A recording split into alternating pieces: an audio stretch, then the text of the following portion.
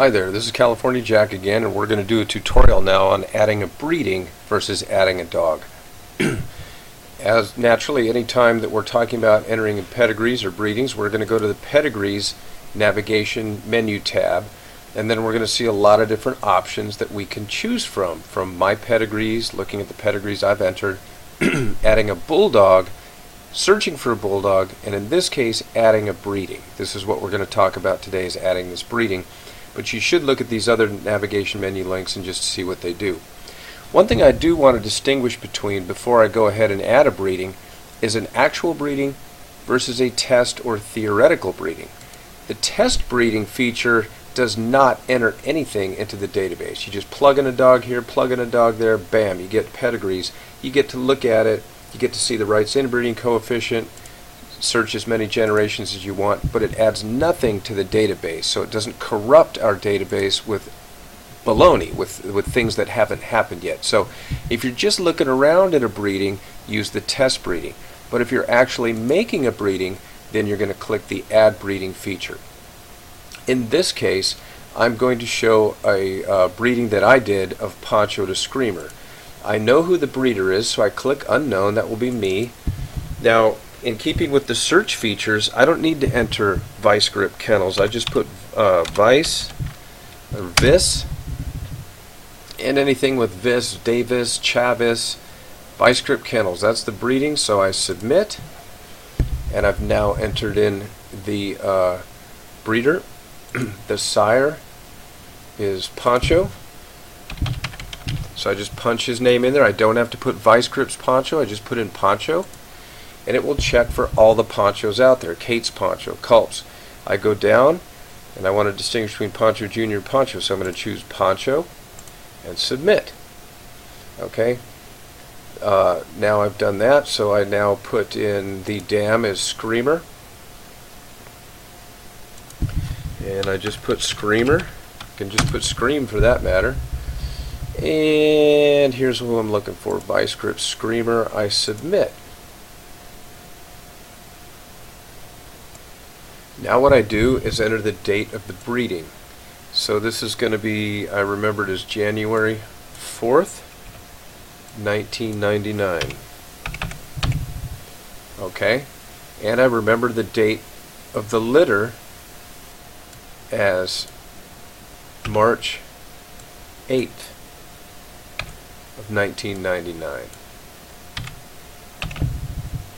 Okay. Now I can add a photo of the breeding, and I'm in my breedings database. That's Poncho and Screamer there, but the actual breeding that took place was here, so I've entered in the picture. I can put in notes. In this particular case, this litter, this was an all-game litter. No dog in this litter quit. Ever quit,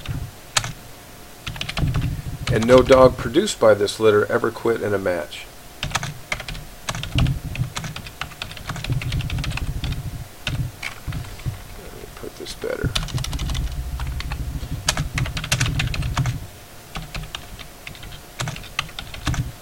Quit in any match. It was the highest percentage litter I've ever bred. Oops.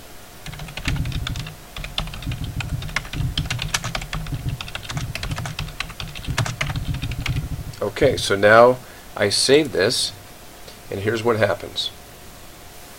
Now we have a full and composite breeding that happened with Poncho and Screamer.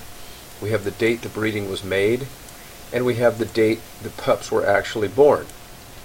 Importantly, right here, because of this date of birth that I entered in the breeding, this breeding profile that I've created automatically syncs to every single dog that I've already added to the dog database. Because this breeding database is kept in a separate data table from the actual dogs. We separate our breedings from dogs because we have bulldog statistics that are relative to dogs, and rather than add this as another breeding, we separate the actual breeding from the dogs.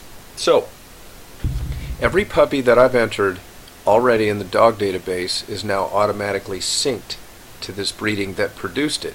And I've created the notes as a breeder of special importance. Now suppose, this is an old breeding, but suppose this was a contemporary breeding and I wanted to sell one of these pups. Let's say I wanted to sell Athena Red. All I have to do is click on her as a dog.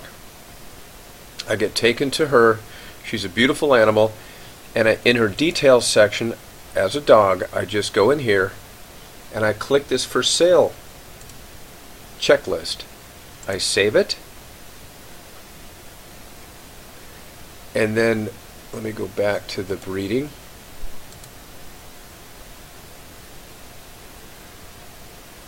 Oops, gotta go one more.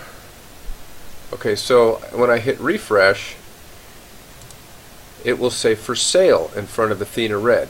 So if I wanted to sell 3 pups out of this litter, I could do the same thing for Duke Nukem, for Laguna Sunrise, put all these dogs up for sale, and then unlike Pets Online, I just click the URL, copy, just right click, copy it, and if I paste this web address anywhere, every user will be taken to this and they'll see which dogs of my breeding are for sale or not.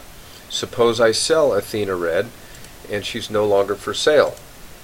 I then go and I edit her details. I go in, I pop this off, and I say she's for sale. If she has a new owner and I change the owner from me, Vice-Grip Kennels, to whomever now owns her, I can do all of these things and keep track of my dogs in the best way possible. So not only is this just kind of a neat feature, but historically the Pitbull Bible online database is the most accurate way to keep track of breedings that exist. For example, suppose somebody else wants to add another pup to this litter and they claim they did. I'll see it. It's on my breeding.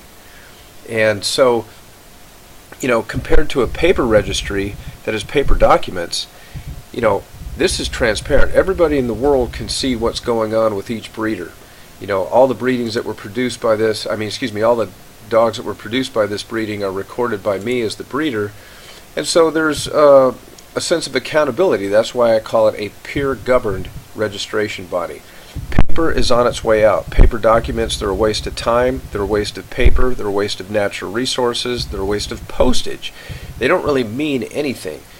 Ultimately, it's the honesty of the breeder, and this way, all breeders demonstrate what breedings they're doing, what pups have come out of them, and the more people implement this into their program, and this resource into their program, the better it'll be for all people, especially keeping breedings separate from dogs and keeping theoretical breedings away from actual breedings that are done.